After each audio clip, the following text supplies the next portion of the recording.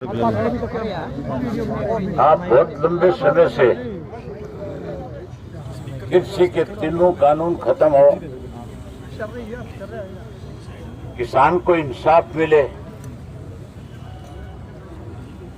मोदी ने जो वायदे देश के किसान के साथ किए थे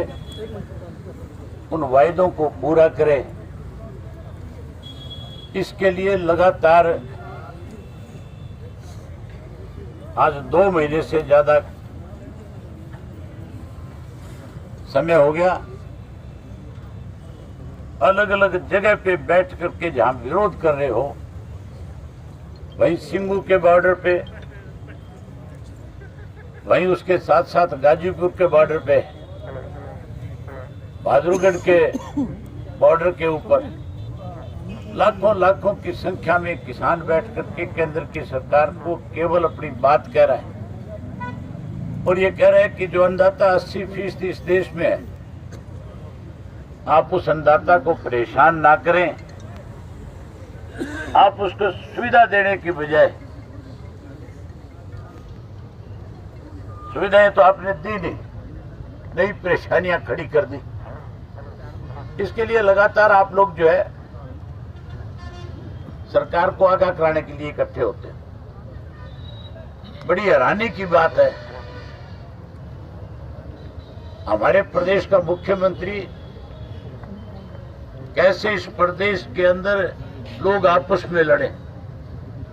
कैसे प्रदेश के हालात खराब हो, इसके लिए लगातार कोई ना कोई योजना बनाता रहता है। पहले तो किसानों से छेड़खानी करने के लिए कैमला गांव में आया, वहां जब लोगों ने विरोध किया तो फिर इस 26 जनवरी की आड़ में जहां केंद्र की सरकार ने स्वयं सारी शरारतें करी, सोशल मीडिया के माध्यम से सारी बातों की जानकारी पूरे देश के लोगों तक पहुंची,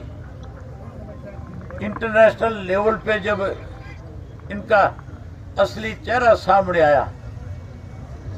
तो कैसे लोगों का ध्यान बांटा जाए, इसके लिए नाम तो दिया कि आम लोग हैं जो विरोध करने के लिए आ रहे हैं, जो गांव के लोग हैं, कहा कि गांव के लोग जाकर के स्वयं धरने खाली करा रहे हैं। गांव के लोग नहीं थे,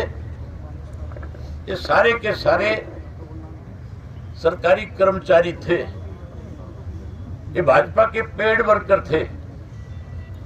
ये केवल माहौल खराब करके हमारे बीच में मतभेद पैदा करना चाहते थे। मैं बधाई देता हूं करनाल जिला के किसान भाइयों को कि जहां हजारों की संख्या में पुलिस खड़ी करके कहीं आपको कमजोर करने की कोशिश करी, आपने उससे बड़ी संख्या में इकट्ठे होकर के उस मुख्यमंत्री को एक बार फिर सबक सिखाने का काम किया जो आपको लड़ाने की कोशिश कर रहा है। साथियों, जब जब भी इस किस्म के आंदोलन होते हैं तो सरकार को आंदोलन करने वाले लोगों की बात को स्वीकार करना पड़ता है। हम कोई नाजायज मांग नहीं कर रहे, हम तो देश के प्रधानमंत्री से एक ही बात कह रहे हैं कि किसी भी संगठन ने आपको आकर के नहीं कहा था कि आप कोई कृषि के कानून बनाने का काम करो। आपने गलती करी, आप अपनी भूल को सुधारने का काम करो, आप किसान से माफी मांगो, काले कानून वापिस लो और नए सिरे से किसान को एमएसपी का कानून बना करके लागू करके इस देश के किसान को ताकतवर बनाने का काम करो। आज जहां किसान को परेशान किया जा रहा है, वहीं साथियों इस देश की सीमाओं पे रक्षा करने वाले उस नौजवान को भी परेशानी है, क्योंकि वो नौजवान कहीं और से नहीं आया, उस नौजवान ने भी किसान के घर में जन्म लिया है, वो उसी घर में पैदा होकर के इस देश की सीमाओं की सेवा करने में लगा हुआ है। जब वो देश की सीमाओं की पहरेदारी कर रहा है, भाई यहाँ जो ये पैरामिलिट्री फोर्सेज है, हरियाणा पुलिस के जवान है या कोई और किसी छोटी मोटी फोर्स के मेंबर यहाँ आए हुए हैं, वो भी कोई और नहीं है, वो भी किसान के घर में पैदा हुए हुए हैं, वो भी आपके साथ है। जब आप तिरंगे के साथ अपनी बात रखोगे, वो भी आपके साथ खड़ा होने का काम करेगा। ये देश जवान का और किसान का है। देश के प्रधानमंत्री नरेंद्र मोदी शायद इस बात को भूल रहे हैं कि किसान और जवान दो अलग अलग नहीं, दोनों का रिश्ता एक है।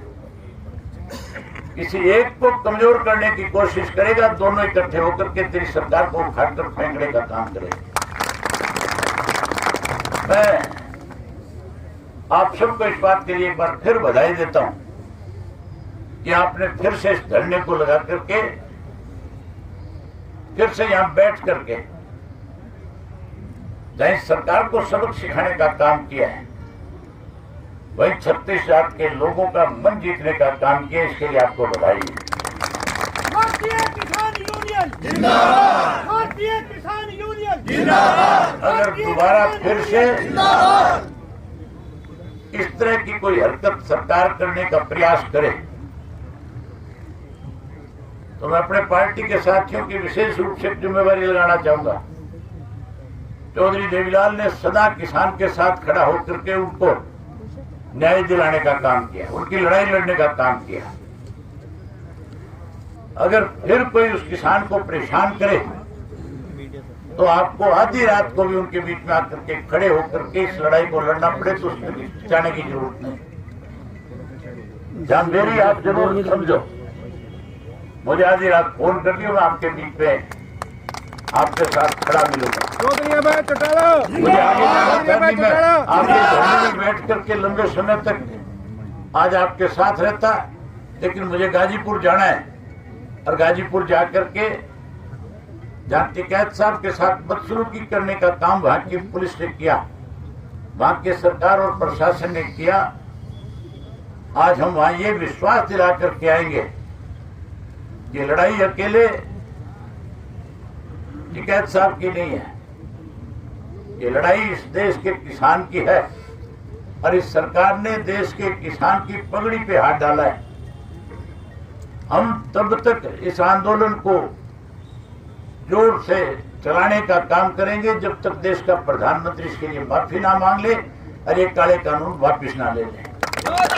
आपने मेरी बात सुनी, आपका बहुत धन्यवाद। आपसे